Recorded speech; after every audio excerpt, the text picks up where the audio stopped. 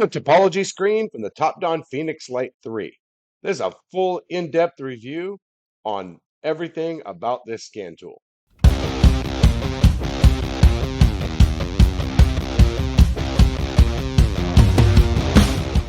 Nuts and bolts with Tone here, guys, and today I have an exciting review of the Topdon Phoenix Lite 3. Now, I didn't even know that this scan tool was out. I had the Phoenix Lite 2, and I had somebody message me and said, hey, what do you think, what are the differences with the Phoenix Lite 3 because it's available now? So, hey, I have no idea. Reached out to Topdon, got one sent out. I've been trying this out for a while now, and using it on pretty much everything. So I've got my pros and cons of this scan tool. Let's get started. One very big difference between the Phoenix Lite 2 and the 3 is that the Phoenix Lite 2 comes with just a Bluetooth dongle. We have an MDCI. Now this comes with a cord. So with the dongle, you plug it in and you hook up your scan tool. Well, the problem with that is it's easy to leave the dongle in a car. Well, with this MDCI, not only does it have power, it shows you if you have power, it shows you if the vehicle has power, and it shows you if the vehicle is communicating. And it comes with a cord that's around 2 feet long. So what's nice about this is it's either going to be laying on the floor, you have to almost trip over it to get it out, or you can hang it up over the dash, which is what some people like to do. So the MDCI incorporates FD CAN into the MDCI. With a Bluetooth dongle, you have to have an adapter to be able to use the CAN FD. So on newer vehicles, they have CAN FD, and if you just have a dongle that doesn't support that, then it doesn't work. You have to get an adapter. Now it still comes with all the different adapters that you need to do this. It's got, all different stuff in here. It's got different types of plugins. If you live in Europe, you have a different type of plugin. It's got BMW, it's got some OBD1 stuff. Now this is just a demo here, and so what I did was I went into demo and I just picked a Ford. And so what we have is you have some abilities down here. We've got high speed. This is going to be a high speed scan of all modules, and you could come through here and you can see that we've got, now this is called a topology. Now what's interesting about a topology is in a topology, we have different types of data communication lines. So here's your OBD2 right here, and then here is your K line. So on your K line, we've got the instrument cluster, we've got the PDM, we've got the steering wheel control module, we've got the parking aid module. And then you come over here to the HCAN, and the HCAN's got the PCM, the ABS, the trench case control module, the BCM, the APIM, the ACM, the SRS. And then down here on the MS CAN, we have some other, the FCIM, different things like that.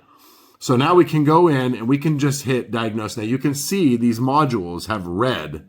And so we'll go into diagnostic plan. And so this is going to just show you the codes in each module. Now, one big difference between the Phoenix Lite 2 and the Phoenix Lite 3 is that the Phoenix Lite 2 only offered topology in a small amount of models. And then after that, you had to purchase an additional plugin to get the topology. On the Phoenix Lite 3, it comes as a standard feature. It's also, this scan tool also has a nice little bar in the back so you can prop it up, and it's real tight. So it has a real good, solid, it's not flimsy, and you can adjust it many ways. One big difference is the Phoenix Lite 3 has ADAS capabilities. It has the ability to do dynamic and static calibrations. There is a one-time fee to get the software onto the scan tool, and of course you have to buy all of the targets and things that go along with it. But it has the ability to do ADAS. So in the top, you'll notice that there is a USB and a USB-C.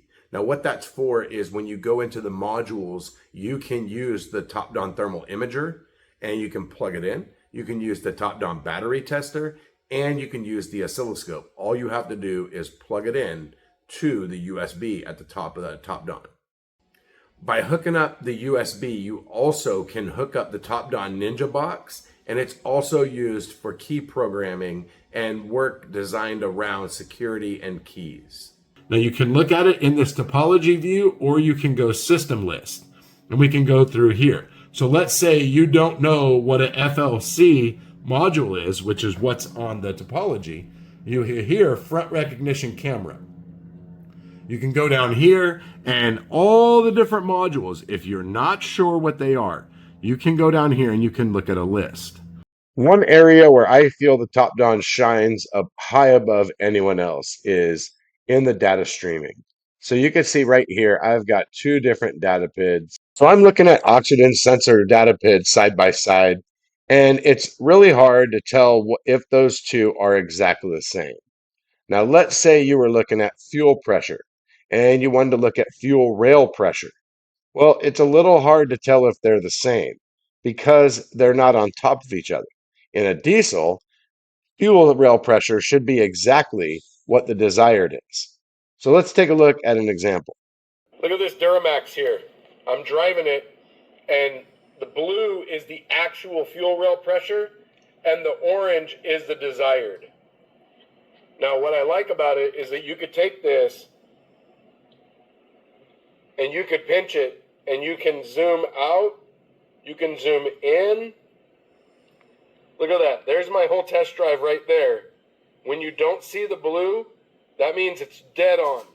And a diesel should be dead on. The rail pressure should be exactly what the desired is. I wish I could show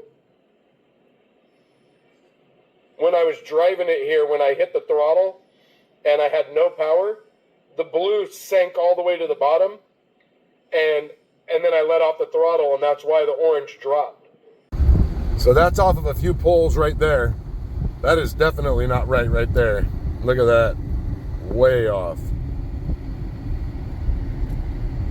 Now let's do a power balance. Now this brings up one of the cons of the top down. On a power balance on a diesel, when you have this screen right here at the top of a snap-on or an IDS, you have the ability to kill each individual cylinder. And when you're looking at this power balance, you want to be able to kill the cylinder while looking at the power balance. Top down does not offer that.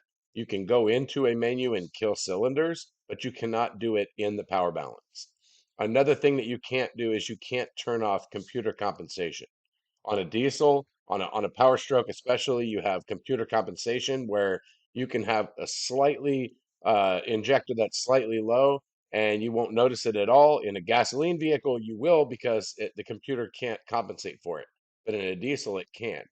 As soon as you turn off computer compensation, you could have a power balance across the board looking great.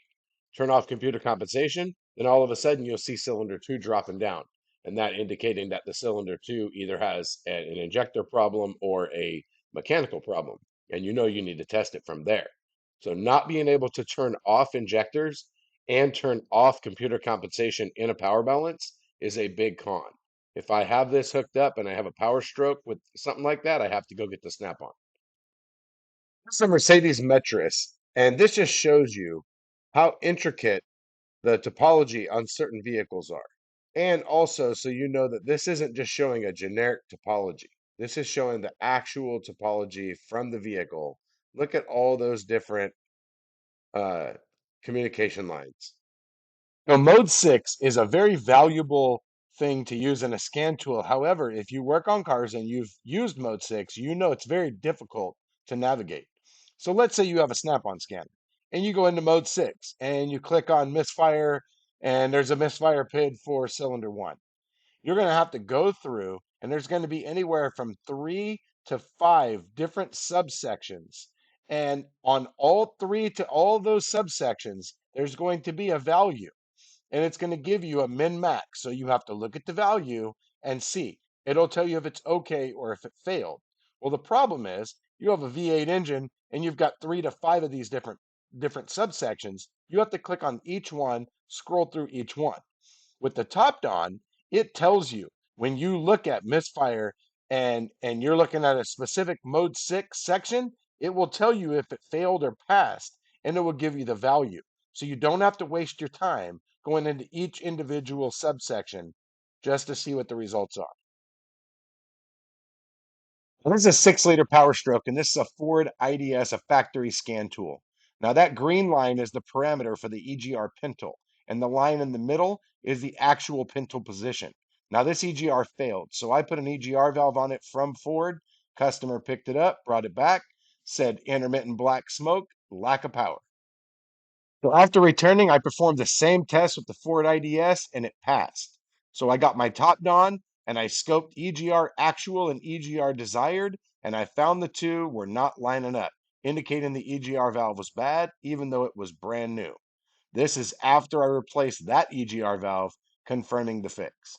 Another thing I like about this, so I drove this thing, I just got done driving it, scoping the VGT and the map, and you can take the graph and you can do that, and then you can do this so you can see the whole test drive. So I can see here we're pegging at 15 and 85%.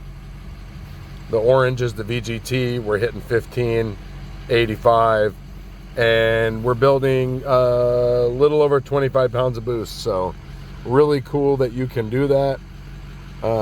Drag it out, you can zoom in. I like this.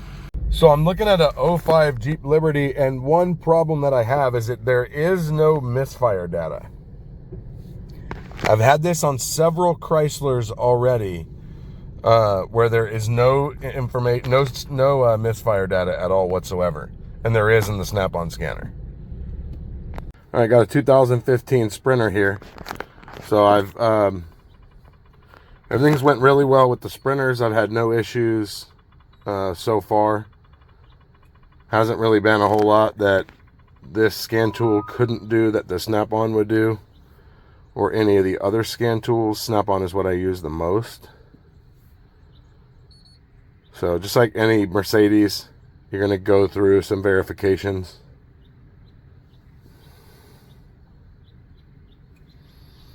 Sometimes it'll ask you if it's a diesel, left-hand steering. This one just asks for diesel. Some of the other ones ask for left-hand steering. So here's the topology here. So we're going to go ahead and do a smart scan. Now I work on a lot of sprinters from a lot of different years, early from the 2.7s all the way up, and I have had no problem with the sprinters at all. Actually, I want to say the first vehicle I hooked up to with the top down was a sprinter, and I had no issues, no communication issues, no codes, no topology, no nothing. So this works really good for sprinters. Chevy Volt here.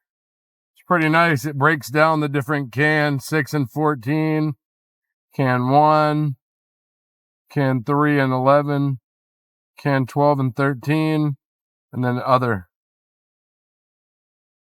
Pretty nice feature. But here I'm working on a Cummins, on a 6.7 Cummins, and I was replacing a turbo actuator. And before you put the new actuator on, you have to have a scan tool that can perform a computer calibration and self-centering. And this is just an example of a functional test that this does. So I was able to do the calibration and install that, and everything went perfect. Check this out. Got this '01 Sequoia. No scan tool in the shop would communicate with this sucker, but look at this. Top Don. Phoenix Lite 3, baby. Look at that. There's a topology map on a '01 Sequoia.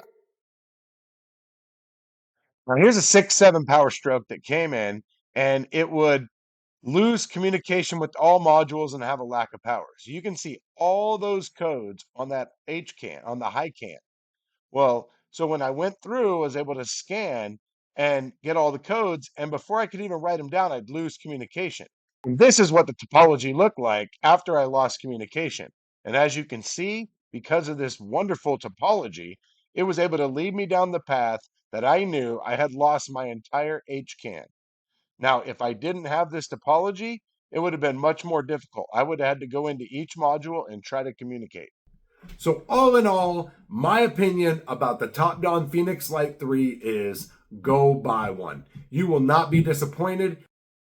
You can even find it on sale. You can go to Top Don and use Tone 10 as a code for 10% off your purchase at Top Don.